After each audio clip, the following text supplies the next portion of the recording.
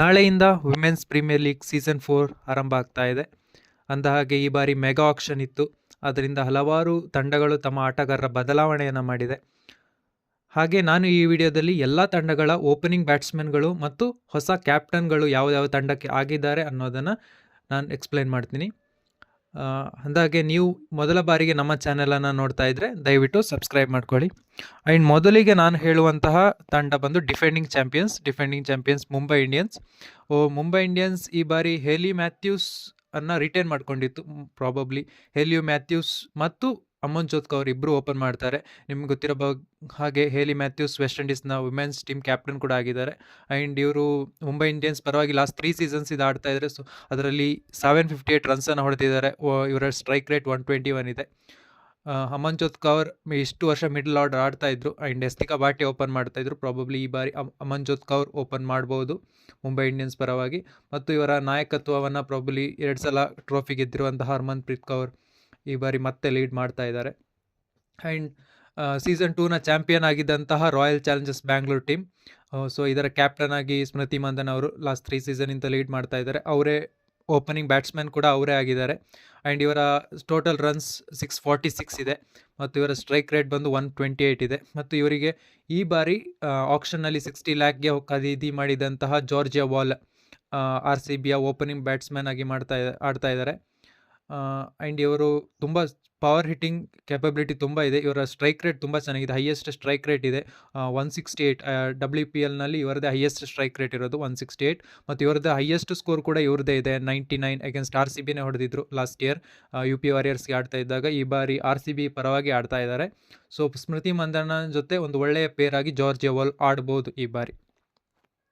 ಮುಂದಿನ ಟೀಮ್ ಬಂದುಬಿಟ್ಟು UP warriors. So UP warriors ಈ ಬಾರಿ ಕಂಪ್ಲೀಟ್ಲಿ ಟೀಮ್ನೇ ಚೇಂಜ್ ಮಾಡಿ ಆಡಬೇಕು ಅನ್ನೋಂಥ ಪ್ಲ್ಯಾನಿಂದ ಬಂದಿದೆ. ಸೊ ಇವರು ಹೊಸ ಕ್ಯಾಪ್ಟನ್ 3 ಟೈಮ್ಸ್ ರನ್ನರ್ ಅಪ್ ಆಗಿರುವಂತಹ ಮೆಗ್ಲಾನಿಂಗ್ ಅವರು ಹ್ಯಾಂಡಲ್ ಮಾಡಿದ್ದು ಡೆಲ್ಲಿ ಕ್ಯಾಪಿಟಲ್ಸ್ನ. ಈ ಬಾರಿ ಅವರು UP ವಾರಿಯರ್ಸ್ನಲ್ಲಿ ಬಂದಿದ್ದಾರೆ. ಸೊ ಮೆಗ್ಲಾನಿಂಗ್ ಒಂದು ಒಳ್ಳೆಯ ವರ್ಲ್ಡ್ಸ್ ಬೆಸ್ಟ್ ಕ್ಯಾಪ್ಟನ್. ಅವರು 5 ಬಾರಿ ಆಸ್ಟ್ರೇಲಿಯಾವನ್ನು ವರ್ಲ್ಡ್ ಕಪ್ ಗೆಲ್ಲಿಸಿದಂಥ ಒಂದು ಆಟಗಾರ್ತಿ. ಸೊ ಇವರು IPLನಲ್ಲಿ WPLನಲ್ಲಿ 958 ರನ್ಸ್ ಹೊಡೆದಿದ್ದಾರೆ. ಇವ್ರದ್ದು ಸ್ಟ್ರೈಕ್ ರೇಟ್ 127 ಇದೆ. ಸೊ ಇವರಿಗೆ ಓಪನರ್ ಆಗಿ ಇನ್ನೊಬ್ಬರು ಯಾರು ಆಡ್ತಾರೆ ಅನ್ನುವಂಥದ್ದು ತುಂಬ ಕ್ವೆಶ್ಚನ್ ಮಾರ್ಕ್ ಇದೆ. ಸೊ ಇವರು ಆಸ್ಟ್ರೇಲಿಯಾದಿಂದ ಬರೋದಂದ್ರೆ ಫೀಬಿ ಲಿಚ್ಫೀಲ್ಡ್ ಅವ್ರನ್ನೇನಾದರೂ ಆಯ್ಕೆ ಮಾಡ್ಕೋತಾರ, ಇಲ್ಲ ಅದರ ಬದಲು ರೀಸೆಂಟ್ಲಿ ನಡೆದಂಥ ವರ್ಲ್ಡ್ ಕಪ್ನಲ್ಲಿ ಇಂಡಿಯನ್ ಪರವಾಗಿ ಹೈಯೆಸ್ಟ್ ರನ್ ಗೆಟರ್ ಆಗಿತ್ತು ಪ್ರತಿಕಾ ರಾವಲ್. ಇವರನ್ನು ನಾನು ಇಂಟರ್ನ್ಯಾಷನಲ್ ODI ಕ್ರಿಕೆಟ್ ಮತ್ತು ಟೆಸ್ಟ್ ಕ್ರಿಕೆಟ್ನಲ್ಲಿ ನೋಡಿದ್ದೀನಿ, ಡೊಮೆಸ್ಟಿಕ್ನಲ್ಲಿ. ಬಟ್ ನಾನು T20 ಫಾರ್ಮ್ಯಾಟ್ನಲ್ಲಿ ಎಲ್ಲೂ ನೋಡಿಲ್ಲ. ಆದರೂ ಇವರನ್ನು ಖರೀದಿ ಮಾಡಿದ್ದಾರೆ UP ವಾರಿಯರ್ಸ್. ಸೊ ಪ್ರಾಬಬ್ಲಿ ಇವರಿಗೇನಾದರೂ ಚಾನ್ಸಸ್ ಕೊಡ್ಬೋದಾ, ಪ್ರತಿಕಾ ರಾವಲ್ ಮತ್ತು ಮೆಗ್ಲಾನಿಂಗ್ ಓಪನ್ ಮಾಡ್ಬೋದಂತ. ಇಲ್ಲ ಲಾಸ್ಟ್ ಇಯರ್ ಓಪನ್ ಮಾಡ್ತಾ ಇದ್ದ ಹಾಗೆ ಕಿರಣ್ ನಾವ್ಗೇರೆ ಏನಾದರೂ ಮೆಗ್ಲಾನಿಂಗ್ ಜೊತೆ ಓಪನ್ ಮಾಡ್ತಾರಾ ಅನ್ನುವಂಥದ್ದನ್ನ ಡೌಟ್ಫುಲ್ ಇದೆ. ಇದರಲ್ಲಿ ಮೆಗ್ಲಾನಿಂಗ್ ಒಂದು ಕನ್ಫರ್ಮ್ ಇದೆ, ಬಟ್ ಇದು 3 ಪ್ಲೇಯರ್ಸ್ನಲ್ಲಿ ಯಾರಾದರೂ ಒಬ್ಬರು UP ವಾರಿಯರ್ಸ್ನ ಓಪನಿಂಗ್ ಬ್ಯಾಟ್ಸರ್ ಆಗಿ ಬರುವಂಥ ಸಾಧ್ಯತೆಗಳು ಹೆಚ್ಚಾಗಿದೆ. ಮುಂದಿನ ಟೀಮ್ ಬಂದುಬಿಟ್ಟು ಡೆಲ್ಲಿ ಕ್ಯಾಪಿಟಲ್ಸ್. 3 ಬಾರಿ ರನ್ನರ್ ಅಪ್ ಆಗೋದು. 3 ಸೀಸನಲ್ಲಿ ಟಾಪ್ 1 ಲೀಡರ್ ಬೋರ್ಡ್ನಲ್ಲಿ ಟಾಪ್ 1ನಲ್ಲೇ ಇರ್ತಾರೆ. ಬಟ್ ಫೈನಲ್ಸ್ನಲ್ಲಿ ಸೋತಿದ್ದಾರೆ 3 ಸಲನೂ. ಸೊ 3 ಸಲನೂ ಅವರನ್ನು ಲೀಡ್ ಮಾಡಿದ್ದು ಮೆಗ್ಲಾನಿಂಗ್. ಬಟ್ ಈ ಬಾರಿ ಅವರು ಹೊಸ ಕ್ಯಾಪ್ಟನ್ ಬಂದಿದ್ದಾರೆ ಅವರಿಗೆ. ಸೊ ಅವರು ಜಮೀಮಾ ರೋಡ್ರಿಕ್ಸ್ ರಿಟೈನ್ ಮಾಡಿರುವಂತಹ ಪ್ಲೇಯರ್, ಅವ್ರ ಜೊತೆ ಹೋಗ್ತಾ ಇದ್ದಾರೆ ಈ ವರ್ಷ ಕ್ಯಾಪ್ಟನ್ಸಿನಲ್ಲಿ. ಇವರ ಓಪನರ್ ಬ್ಯಾಟ್ಸ್ಮನ್ ಆಗಿ ಪ್ರಾಬಬ್ಲಿ ಶಿಫಾಲಿ ವರ್ಮಾ, ಇಂಡಿಯನ್ ಪರವಾಗಿ ವರ್ಲ್ಡ್ ಕಪ್ ಫೈನಲಲ್ಲಿ ಮ್ಯಾನ್ ಆಫ್ ದ ಮ್ಯಾಚ್ ಗೆದ್ದಂತಹ ಪ್ಲೇಯರ್, ಪ್ರಾಬಬ್ಲಿ ಅಲ್ಲ ಶಾರ್ಟ್ಲಿ ಇವರೇ ಓಪನ್ ಮಾಡ್ತಾರೆ.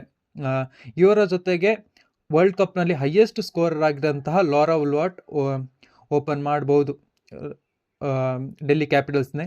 And Laura Wolvaardt 2 season Gujarat ಜೈಂಟ್ಸ್ನಲ್ಲಿ ಆಡ್ತಾಯಿದ್ರು. ಸೊ ಇವರದ್ದು 342 ರನ್ಸ್ ಇದೆ, 127 ಸ್ಟ್ರೈಕ್ ರೇಟ್ ಇದೆ. ಮತ್ತು ಶಿಫಾಲಿ ವರ್ಮಾ ಅವ್ರನ್ನ ತಗೊಂಡ್ರೆ ಇವ್ರದ್ದು 865 ರನ್ಸ್ ಇದೆ. ಸೊ ಇವ್ರದ್ದು ಸೆಕೆಂಡ್ ಹೈಯೆಸ್ಟ್ ಸ್ಟ್ರೈಕ್ ರೇಟ್ ಇದೆ 162. ಸೊ ಕೊನೆಯ ತಂಡ ಬಂದುಬಿಟ್ಟು ಗುಜರಾತ್ ಜೈಂಟ್ಸ್. ಸೊ ಇವರು ಹ್ಯಾಸ್ಲಿ ಗಾರ್ಡ್ನರ್ 2 ಸೀಸನ್ ಅವರ ಟೀಮನ್ನು ಬೆತ್ ಮೂನಿ ಲೀಡ್ ಮಾಡಿದರು. So last season Ashleigh Gardner captaincy ಮಾಡಿದರು. ಸೊ ಇವರು ಅಷ್ಟೇ ಬೆತ್ ಮೂನಿ ಓಪನ್ ಮಾಡುವಂಥ ಸಾಧ್ಯತೆ ಇದೆ. ಆ್ಯಂಡ್ ಇವರ ಜೊತೆಗೆ ಸೋಫಿ ಡಿವೈನ್ ಮಾಡುವಂಥ ಸಾಧ್ಯತೆ ಹೆಚ್ಚಾಗಿದೆ. ಯಾಕಂದರೆ 2 CR ಕೊಟ್ಟು ಸೋಫಿ ಡಿವೈನನ್ನು ಇವರು ತಮ್ಮ ತಂಡಕ್ಕೆ ಕರ್ಕೊಂಡು ಬಂದರು. ಇವರು ಲಾಸ್ಟ್ ಇಯರ್ ಆಡಲಿಲ್ಲ. So before 2 seasons R C B ಪರವಾಗಿ ಆಡಿದ್ರು. ಆರ್ ಸಿ ಬಿ ಪರವಾಗಿ ಆಡಬೇಕಾದ್ರೆ ಇವರು ಹೈಯೆಸ್ಟ್ ಸ್ಕೋರ್ ಹೊಡೆದಿದ್ರು 99. ಅದು ಎಗೇನ್ಸ್ಟ್ ಗುಜರಾತ್ ಜೈನ್ಸೇ ಆಗಿತ್ತು. ಈ ಬಾರಿ ಗುಜರಾತ್ ಜೈನ್ಸ್ಗೆ ಮತ್ತೆ ಆಡ್ತಾ ಇದ್ದಾರೆ. ಇವರು ಪ್ರಾಬಬ್ಲಿ ಎಸ್ತಿಕಾ ಭಾಟಿಯಾನ್ ಜೊತೆನೂ ಹೋಗ್ಬೋದು, ಯಾಕಂದರೆ ಎಸ್ತಿಕಾ ಭಾಟಿಯಾ ಕೂಡ ಲಾಸ್ಟ್ 3 ಸೀಸನ್ಸ್ ಮುಂಬೈ ಪರವಾಗಿ ತುಂಬ ಚೆನ್ನಾಗಿ ಆಡಿರುವಂಥ ಬ್ಯಾಟ್ಸ್ಮನ್. ಸೊ ಎಸ್ತಿಕಾ ಭಾಟಿಯವರ ಸ್ಟ್ಯಾಟ್ಸ್ ನೋಡಿದ್ರೆ ಇವರು 506 ರನ್ಸ್ ಇದೆ. ಇವ್ರದ್ದು ಸ್ಟ್ರೈಕ್ ರೇಟ್ ತುಂಬ ಕಮ್ಮಿ ಇದೆ, 115 to 125 ಆ ರೇಂಜ್ನಲ್ಲಿ ಸ್ಟ್ರೈಕ್ ರೇಟ್ ಬರುತ್ತೆ ಎಸ್ತಿಕಾ ಭಾಟಿಯಾ ಅವ್ರದ್ದು.